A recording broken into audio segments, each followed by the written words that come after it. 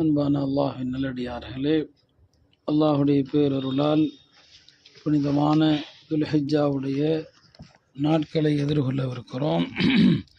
ஹஜ்ஜுடைய நாட்கள், குர்பானியுடைய நாட்கள், இன்ன பிற அமல்களுடைய நாட்களாக இருக்கிறது.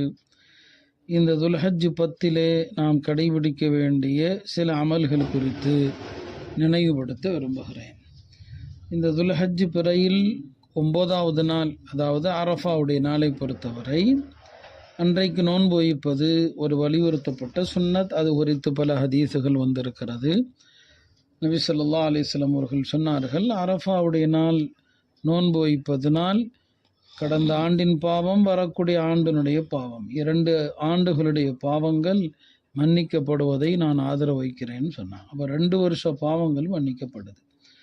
மற்றொரு ஹதீஸிலே அரஃபாவுடைய நாளில் நோன்பு வைப்பது 1000 நாட்கள் நோன்பு வைப்பதற்கு நிகரானது என்று ஒரு ஹதீஸிலே பைஹகியிலே வருகிறது. அரஃபாவுடைய நாள் நோன்பு வைப்பது 1000 நாட்களுடைய நோன்புக்கு நிகரானது என்று வருகிறது. எனவே எல்லோருமே துல்ஹஜ் 9 அரஃபாவுடைய நாள் நோன்பு நோக்க வேண்டும். நமக்கு அரஃபா என்பது நம்முடைய பகுதியிலே பிறை தெரிந்து பிறை 9 என்றைக்கோ அன்றைக்குத்தான் அரஃபா. மக்காவிலே ஹாஜிகள் ஒரு நாளைக்கு முன்னால் அரஃபாவில் தங்கி முடிப்பாங்க. அந்த கணக்கு நமக்கு வராது. ஹஜ்ரத் மஸ்ரூக் என்ற பெரிய தாபிஐ அவர்கள் அன்னை ஆயிஷா ரலியல்லாஹு அன்ஹாவிடத்தில் போனாங்க. அன்னைக்கு மதீனாவுடைய பிறை கணக்குப்படி அரஃபாவுடைய நாள். இப்போ அன்னை ஆயிஷா அவர்கள் தன்னுடைய பணியாளர்கிட்ட சொன்னாங்க, மஸ்ரூக்குக்கு தேன் புகட்டுங்கள் என்று, தேன் புகட்டுங்கள் என்பதாக. அப்போ அவர் அதாவது மஸ்ரூக் அவர்கள் அன்னை ஆயிஷா அவர்கள் வீட்டுக்கு வந்தபோது எனக்கு ஏதாவது குடிக்க கொடுங்கள் என்பதாக சொன்னார். அன்னை ஆயிஷா அவர்கள் அவருக்கு தேன் கொடுங்கள் என்று சொல்லிவிட்டு அவர்கிட்ட கேட்டாங்க, என்ன மஸ்ரூக், இன்னைக்கு நோன்பு வைக்கலையா நீங்கள் அப்படின்னு கேட்டாங்க. இன்னைக்கு அரஃபாவுடைய நாள் ஆச்சு, நோன்பு இல்லையான்னு சொல்லி. அவர் சொன்னார், இல்லை நான் நோன்பு வைக்கல, ஏன்னா இன்னைக்கு ஈதுடைய நாளாக இருக்குமோ, ஒரு நாள் முன்னால் பருத்தெரிஞ்சிருந்தா 10 இல்லையா, இப்போ ஈதுல் அல்ஹாவாக இருக்குமோ நான் பயப்படுறேன்னு சொன்னாங்க. அப்போ ஹஜ்ரத் ஆயிஷா சொன்னாங்க, உம்முடைய இந்த கருத்து தவறானது. அரஃபா என்பது என்றைக்கு நமது பகுதியினுடைய இமாம் அரஃபாவாக கணிக்கிறாரோ அன்றைக்கு அரஃபா. நமது பகுதியினுடைய இமாம் என்றைக்கு ஈதுடைய நாளாக சொல்கிறாரோ அன்றைக்கு ஈதுடைய நாள். அந்த வகையில் இந்த விஷயத்தில் நாம் குழம்பக்கூடாது. நம் பகுதியில் பிறை தென்பட்டதிலிருந்து 9ஆம் நாள் நமக்கு அரஃபா. அந்த அன்னைக்கு நோன்பு வைக்கணும். எனவே குழப்பங்களை தவிர்த்து விட்டு அந்த நாளுடைய நோன்பை கடைபிடிக்கவும். மேலும் அரஃபாவுடைய அந்த நாளில் தன்னுடைய செவிகளையும் தன்னுடைய நாவையும் மற்ற எல்லா உறுப்புகளையும் பேணினால் அவருடைய பாவங்கள் மன்னிக்கப்படுவதாக வருது. இது அரஃபாவுடைய நாள் பற்றியது. இது அல்லாமல் பிறை 1லிருந்தே அமல்கள் செய்ய நாம் முயற்சி செய்யணும்.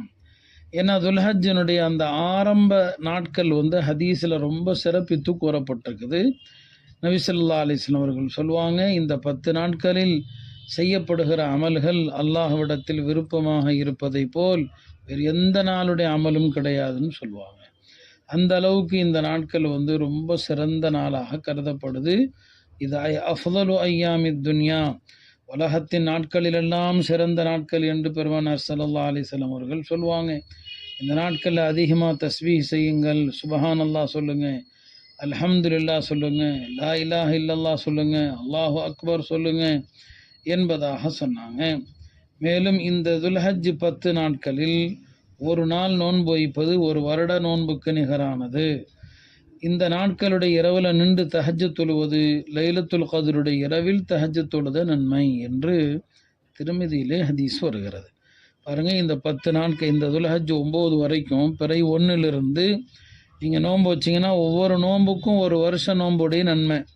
இரவில் தஹஜ்ஜத் தொழுதா லைலத்துல் கத்ரில் நின்று வணங்கிய நன்மை, இப்படி ஹதீஸிலே வருகிறது. அந்த வகையில் இந்த நாட்களுடைய அந்த நோன்பையும் கடைபிடியுங்கள். அனஸ் ரலியல்லாஹு அன்ஹு அவர்கள் சொன்னாங்க, இவ்வாறு சொல்லப்பட்டு வந்தது, இந்த துல்ஹஜ்ஜினுடைய ஒவ்வொரு நாளும் 1000 நாளுக்கு சமமானது, அரஃபாவுடைய நாள் 10,000 நாளுக்கு சமமானது என்று நாங்கள் பேசி வந்தோம் என்று ஹஜ்ரத் அனஸ் ரலியல்லாஹு அன்ஹு அவர்கள் சொல்கிறாங்க. எனவே அருமையானவர்களே, இந்த அற்புதமான நாட்களுடைய நன்மைகளை தவறவிட வேண்டாம். துல்ஹஜ் 1லிருந்து நோன்பு வைங்க, ஆரம்ப நாட்கள். இந்த 8 வரைக்கும் நோன்பு நோற்பது நஃபிலான நோன்பாக கருதப்படும். துல்ஹஜ் 9 அரஃபாவுடைய நாள் அன்றைக்கு நோன்பு வைப்பது சுன்னத்தை முஅக்கதா வலியுறுத்தப்பட்ட சுன்னத்தாக இருக்கிறது.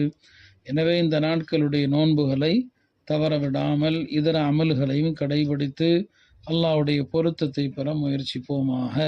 வ ஆஹிரு தஅவானா அல்ஹம்துலில்லாஹி ரப்பில் ஆலமீன்.